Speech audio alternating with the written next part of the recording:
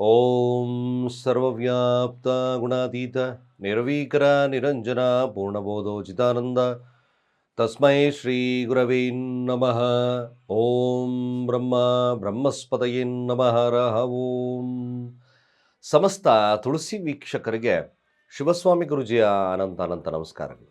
ಸ್ನೇಹಿತರೆ, ಕಟಕ ರಾಶಿಯವರ ಆಗಸ್ಟ್ ಮಾಸದ ಭವಿಷ್ಯ ಹೇಗಿರ್ತಕ್ಕಂಥದ್ದಿರುತ್ತೆ ತಿಳ್ಕೊಳ್ತಕ್ಕಂಥ ಸಮಯ ನೋಡಿ. ಆಗಸ್ಟ್ ತಿಂಗಳು ನಿಮಗೆ ಏನಾದರೂ ಬದಲಾವಣೆ, ಅಟ್ಲೀಸ್ಟ್ ಕೆಲಸದಲ್ಲಾದರೂ ಆಗಿರ್ಬೋದು, ಹಣಕಾಸಿನಲ್ಲಾಗಿರ್ಬೋದು, ಕಟಕ ರಾಶಿಯವರಿಗೆ ಯಾವ ಫಲಪ್ರಾಪ್ತಿಯಾಗುತ್ತೆ.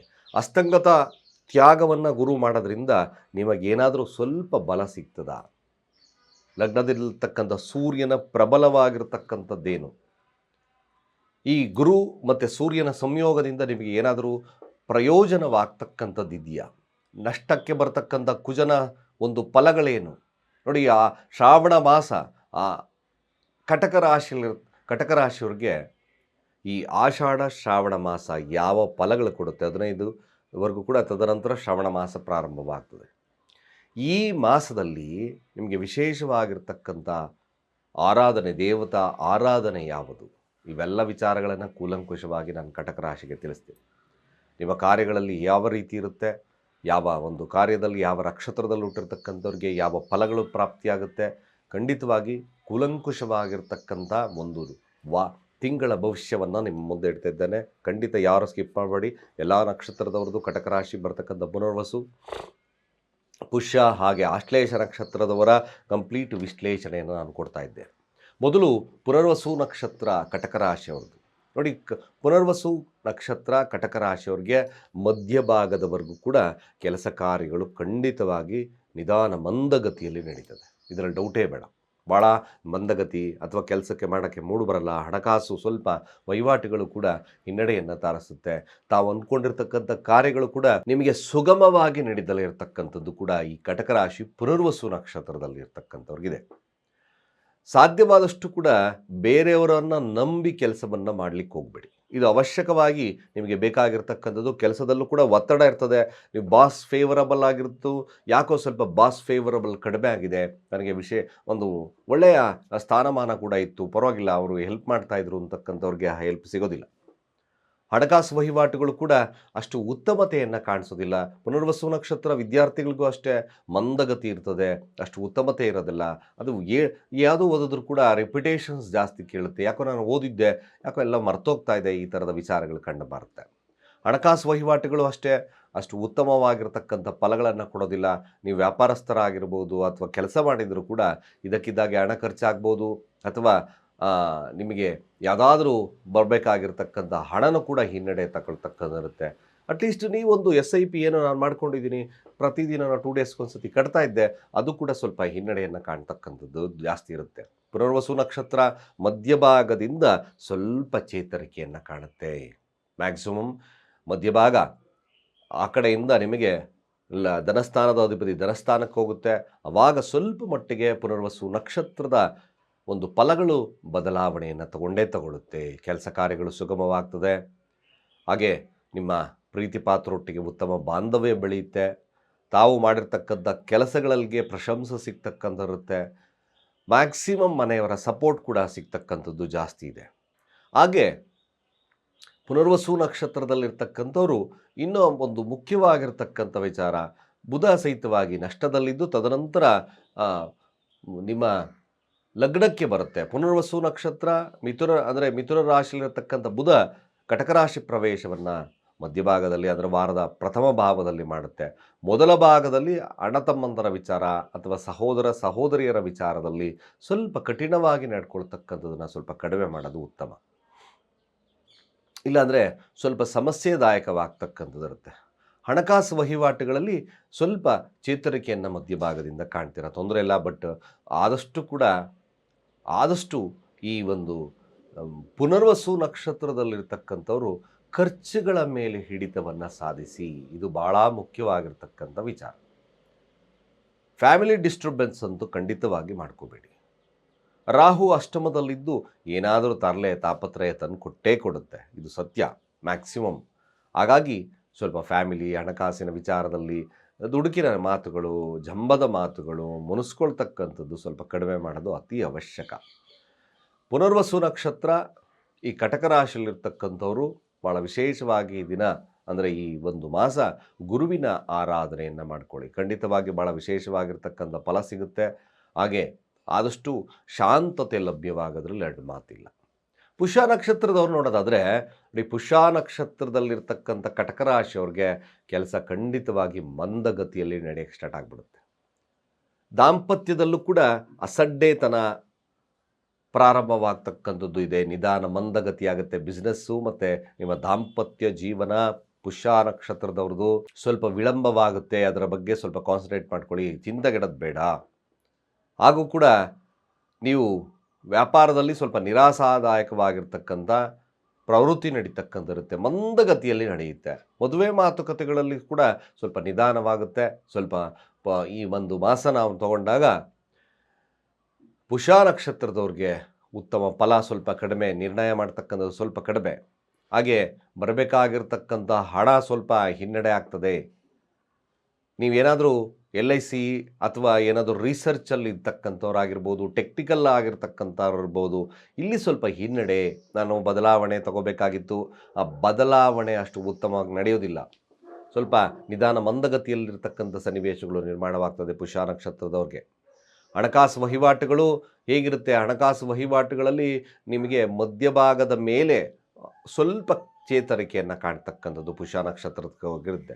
ಆಗ ಸ್ವಲ್ಪ ಮಟ್ಟಿಗೆ ಪುಷ್ಯ ನಕ್ಷತ್ರದವ್ರಿಗೆ ಮದುವೆ ಮಾತುಕತೆಗಳ ವಿಚಾರದಲ್ಲಿ ಸ್ವಲ್ಪ ಮಟ್ಟಿಗೆ ಒಂದಷ್ಟು ಫಲಗಳು ಲಭ್ಯವಾಗ್ತಕ್ಕಂಥದ್ದು, ವ್ಯಾಪಾರದಲ್ಲಿ ಸ್ವಲ್ಪ ಉತ್ತಮವಾಗ್ತಕ್ಕಂಥದ್ದು ಇರುತ್ತೆ. ಅದರ್ವೈಸ್ ಅಲ್ಲಿವರೆಗೂ ಸ್ವಲ್ಪ ಕೇರ್ಫುಲ್ ಆಗಿರಬೇಕಾಗುತ್ತೆ. ಹಾಗೆ ಪುಷ್ಯ ನಕ್ಷತ್ರ ಕಟಕ ರಾಶಿಯಲ್ಲಿರ್ತಕ್ಕಂಥವ್ರಿಗೆ ನೋಡು, ಈ ಒಂದು ವಿದ್ಯಾಭ್ಯಾಸ, ಅದೇ ರೀತಿಯಾಗಿ ಕಾರ್ಯದ ವಿಚಾರದಲ್ಲಿ, ಕೆಲಸ ಕಾರ್ಯದ ವಿಚಾರದಲ್ಲಿ ಸ್ವಲ್ಪ ಹಿನ್ನಡೆಯನ್ನು ಕಾಣ್ತಕ್ಕಂಥದ್ದು ಖಂಡಿತವಾಗಿದೆ. ನೋಡಿ, ಶುಕ್ರ ಸಹಿತವಾಗಿ ಲಾಭಾಧಿಪತಿ ತೃತೀಯ ಭಾವದಲ್ಲಿ ನೀಚನಾಗಿದ್ದಾನೆ. ಎಷ್ಟೇ ಪ್ರಯತ್ನವನ್ನು ಪಡ್ಬೋದು, ಆ ಪ್ರಯತ್ನಕ್ಕೆ ತಕ್ಕ ಪ್ರತಿಫಲ ಸಿಗೋದಿಲ್ಲ. ನೀವೊಂದು ಏನಾದರೂ ಕಾರು ಡೀಲರ್ಸೋ ಅಥವಾ ಹೋಟೆಲ್ ಮ್ಯಾನೇಜ್ಮೆಂಟ್ಸೋ ಜ್ಯುವೆಲ್ರಿ ಶಾಪ್ಸನ್ನು ಇಟ್ಕೊಂಡಿದ್ದೀರಾ, ಸ್ವಲ್ಪ ಅಟ್ರಾಕ್ಷನ್ಸ್ ಆಫ್ ಪೀಪಲ್, ಜನಗಳ ಅಟ್ರಾಕ್ಷನ್ ಸ್ವಲ್ಪ ನಿಧಾನ ಮಂದಗತಿಯಲ್ಲಿರ್ತಕ್ಕಂಥದ್ದು ಇರ್ತದೆ. ನಿಮ್ಮ ಒಂದು ಯಾವುದೇ ಸುಖ ಅಂದರೆ ಸುಖಾಸೀನ ಅಂತ ಕರಿತೀವಿ, ಕೆಲವೊಂದು ಸುಖದ ಪ್ರಾಪ್ತಿ ಆಗ್ತಕ್ಕಂಥದ್ದು ಸ್ವಲ್ಪ ನಿಧಾನ ಮಂದಗತಿಯಲ್ಲಿರ್ತಕ್ಕಂಥದ್ದು ಪುಷ್ಯ ನಕ್ಷತ್ರದವ್ರಿಗೆ ಸಿಗುತ್ತೆ. ಸ್ವಲ್ಪ ಕ್ರಿಯೇಟಿವಿಟಿ ಕಡಿಮೆ ಆಗ್ತಕ್ಕಂಥಿರುತ್ತೆ. ಈ ಒಂದು ಕ್ರಿಯೇಟಿವ್ ಫೀಲ್ಡಲ್ಲಿರ್ತಕ್ಕಂಥವ್ರಿಗೆ ಅಷ್ಟು ಉತ್ತಮವಾಗಿರ್ತಕ್ಕಂಥ ಒಂದು ಪರ್ಫಾರ್ಮೆನ್ಸ್ ಮಾಡೋದಕ್ಕೆ ಕಷ್ಟ.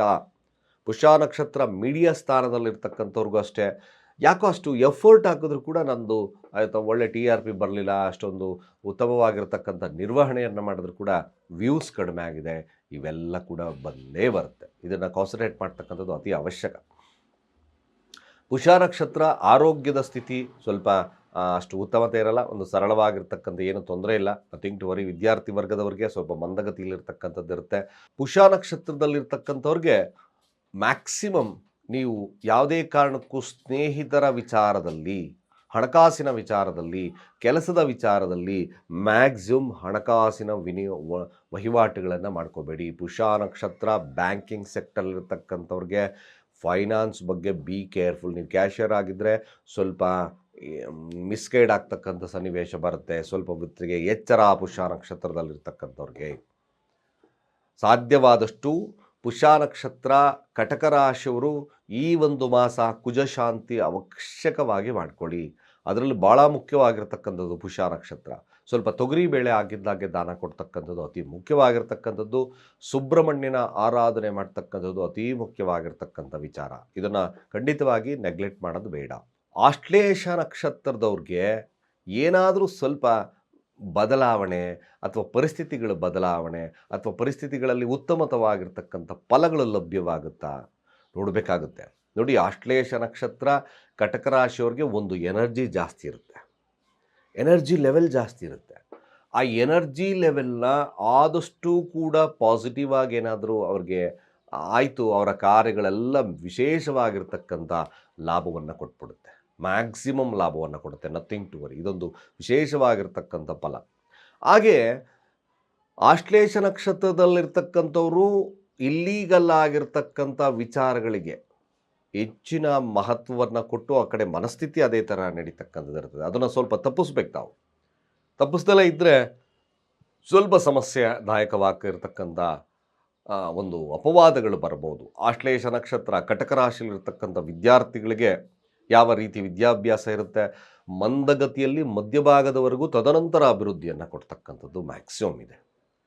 ಸ್ವಲ್ಪ ಮಟ್ಟಿಗೆ ನಿಮಗೂ ಆಶ್ಲೇಷ ನಕ್ಷತ್ರ ಅದಲ್ಲಿ ಇರ್ತಕ್ಕಂಥ ಕಟಕ ರಾಶಿಯವ್ರಿಗೆ ನಿಮ್ಮ ಏನು ಈ ಆಸೆ ಆಕಾಂಕ್ಷೆಗಳು ಅಥವಾ ತಾವು ಯಾವುದೋ ಒಂದು ಕ್ರಿಯೇಟಿವ್ ಫೀಲ್ಡೋ ಯಾವುದಕ್ಕೋ ಒಂದು ಫಿಲಮ್ಮ ಇದಕ್ಕೋ ಹಾಡ್ಗೋ ಯಾವುದಕ್ಕೋ ಒಂದು ನಾನು ಕೊಟ್ಟಿದ್ದೆ, ಅಲ್ಲಿ ಕೂಡ ಹಿನ್ನಡೆ ಆಗ್ತಕ್ಕಂಥ ಸನ್ನಿವೇಶ ಬರುತ್ತೆ. ಪ್ರೀತಿ ಪಾತ್ರರೊಟ್ಟಿಗಿನ ಬಾಂಧವ್ಯತೆ ಸ್ವಲ್ಪ ಆಶ್ಲೇಷ ನಕ್ಷತ್ರದವ್ರಿಗೆ ಕಡಿಮೆ ಆಗಿಬಿಡುತ್ತೆ. ಇದನ್ನು ಸ್ವಲ್ಪ ಕಾನ್ಸಂಟ್ರೇಟ್ ಮಾಡಬೇಕು. ಸ್ನೇಹಿತರು ಅಥವಾ ನೀವು ಪ್ರೀತಿ ಪಾತ್ರರೊಟ್ಟಿಗೆ ಉತ್ತಮ ಬಾಂಧವ್ಯ ಇತ್ತು, ಯಾಕೋ ಇಂಟ್ರೆಸ್ಟ್ ತೋರಿಸ್ತಾ ಇಲ್ಲ ನನಗೆ, ಈ ಒಂದು ವಿಚಾರದಲ್ಲಿ ಆಶ್ಲೇಷ ಕಟಕ ರಾಶಿಯವರಿಗೆ ಬಂದೇ ಬರುತ್ತೆ. ಅದನ್ನು ನೋಡ್ಕೋಬೇಕು ಸರಿಯಾಗಿ. ಅದೇ ರೀತಿಯಾಗಿ ನೀವು ಹಣಕಾಸಿನ ವ್ಯವಸ್ಥೆ ಹೇಗಿರುತ್ತೆ, ಹಣಕಾಸಿನ ವ್ಯವಸ್ಥೆ ಹಾಗೆ ದಾಂಪತ್ಯದ ವ್ಯವಸ್ಥೆ ಎರಡನ್ನೂ ವೀಕ್ಷಣೆಯನ್ನು ಮಾಡಿದಾಗ ಸ್ವಲ್ಪ ಮಟ್ಟಿಗೆ ಮಧ್ಯಭಾಗದವರೆಗೂ ಸಹಿತವಾಗಿ ವ್ಯಾಪಾರ ವಹಿವಾಟುಗಳು ಮಂದಗತಿಯಲ್ಲೇ ನಡೆಯುತ್ತೆ, ಅಷ್ಟು ಉತ್ತಮತೆ ಇರೋದಿಲ್ಲ. ಆಶ್ಲೇಷ ನಕ್ಷತ್ರ ಮಧ್ಯಭಾಗದಿಂದ ಸ್ವಲ್ಪ ವಿಶೇಷವಾಗಿರ್ತಕ್ಕಂಥ ಫಲಗಳು ಲಭ್ಯವಾಗುತ್ತೆ. ನಂತರದಲ್ಲಿ ಮಧ್ಯಭಾಗದ ನಂತರದಲ್ಲಿ ಆಶ್ಲೇಷ ನಕ್ಷತ್ರ ಕಟಕ ರಾಶಿಯವ್ರಿಗೆ ಕಂಕಣ ಭಾಗ್ಯ ಲಭ್ಯವಾಗುತ್ತೆ. ಹಣಕಾಸಿನ ವಿಚಾರದಲ್ಲಿ ಶುಭವಾಗ್ತಕ್ಕಂಥಿರುತ್ತೆ. ವ್ಯಾಪಾರ ವಹಿವಾಟುಗಳು ತಕ್ಕ ಮಟ್ಟಿಗೆ ಅಭಿವೃದ್ಧಿಯನ್ನು ಕೊಡುತ್ತೆ. ಇದು ಸತ್ಯ, ಮ್ಯಾಕ್ಸಿಮಮ್, ನಥಿಂಗ್ ಟು ವರಿ. ಆಶ್ಲೇಷ ನಕ್ಷತ್ರ ಭಾಳ ವಿಶೇಷವಾಗಿರ್ತಕ್ಕಂಥದ್ದು. ನೀವು ಲಕ್ಷ್ಮೀ ವೆಂಕಟೇಶ್ವರ ಅಥವಾ ವೆಂಕಟೇಶ್ವರ ಆರಾಧನೆ ಖಂಡಿತವಾಗಿ ನಿಮ್ಮ ಜೀವನದಲ್ಲಿ ಸಫಲತೆಯನ್ನು ಕೊಡುತ್ತೆ.